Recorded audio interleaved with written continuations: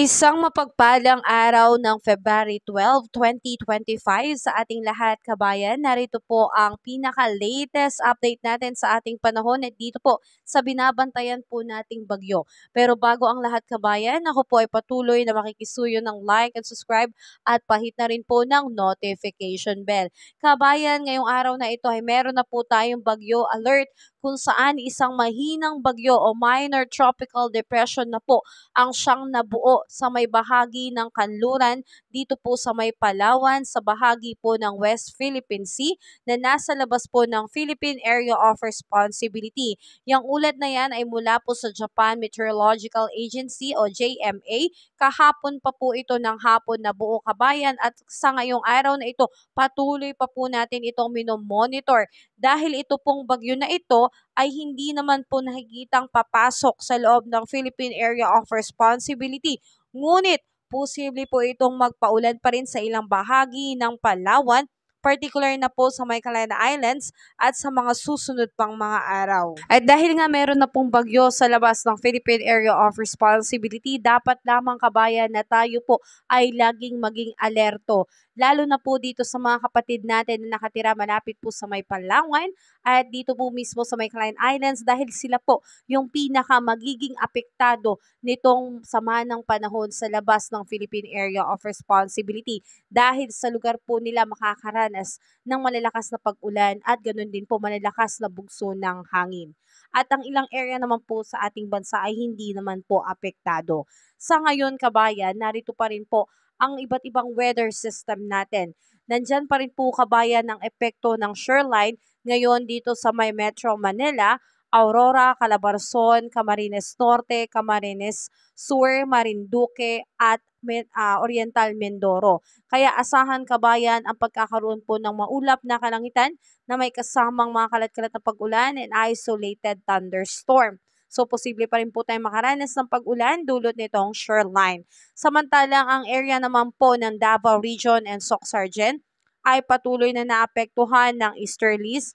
Kaya asahan lalo na sa hapon at gabi ang pagkakaroon po ng maulap na kalangitan na meron din pong mga kalat-kalat na pag-ulan, kulog at kidlat. At ito nga pong area ng Palawan, kabayan, ay pinag-iingat natin dahil patuloy pong makakaranas ng maulap na kalangitan na meron pong kasamang pag-uulan. Dulot po yan nitong trap ng sama ng panahon na nasa labas ng PAR. At ito pong area ngayon ng Cagayan Valley and Cordillera Administrative Region ay patuloy pong naapektuhan ng Northeast Monsoon. Maulap na kalangitan lamang asahan na may kasamang pag-uulan. At asahan din, kabayan, sa may Ilocos Region and Central Luzon, patuloy pong maapektuhan din ng Northeast Monsoon. So bahagyang maulap na may kasamang pag-ambon lamang kaya wala po itong significant impact. At sa natitirang bahagi ng ating bansa, patuloy tayong makakaranas ng maaliwalas na panahon. Pero pagdating sa hapon at sa gabi, partly cloudy to cloudy skies with isolated rain showers na po ang asahan. So ingat tayo, kabayan, dahil meron na pong epekto ng trough nitong sama ng panahon sa may Palawan at ang shoreline po ay patuloy pong magdadala ng pag-ulan. Dahil nga, kabayan, sa epekto nitong shoreline, tayo po ay patuloy na makakaranas ng moderate to heavy rain sa may Cagayan, Isabela, Aurora, Quezon ngayong araw na ito, February 12. At pagdating naman kinabukasan, February 13, moderate to heavy rain naman sa may Cagayan, Isabela at Aurora. So yan po, kabayan, yung inaasahan nating pag-uulan dulot nitong shoreline. Tayo po ay mag-ingat lalo na po sa posibilidad ng pagkakaroon ng mga localized flooding. At kabayan, dagdagan pa natin, ngayong araw na ito ang inaasahan nating air temperature sa Lawag ay aabot po ng 33 degrees Celsius, sa may Baguio ay 24 degrees Celsius, Metro Manila 30 degrees Celsius, Tagaytay 28 degrees Celsius, Tugigaraw 28 degrees Celsius at sa Legazpi po ay 28 degrees Celsius. Sa may Calena Islands at Puerto Princesa abot po ng 29 degrees Celsius, Iloilo 30 degrees Celsius, Cebu 31 degrees Celsius, Zamboanga 33 degrees Celsius, Tacloban 29 degrees Celsius, Cagayan de Oro 31 degrees Celsius, at sa Davao po ay 32 degrees Celsius. So yan po yung inaasahan nating air temperature. At sa ngayon, kabayan, pagdating po sa ating mga baybayin, ay wala po muna ngayong nakataas na anumang gale warning signals. Ganun pa man, sa bawat pagpalaot natin, pagpunta sa karagatan ay patuloy pa rin po tayong mag-ingat kabayan, lalo na po yung mga kababayan nating mangingisda.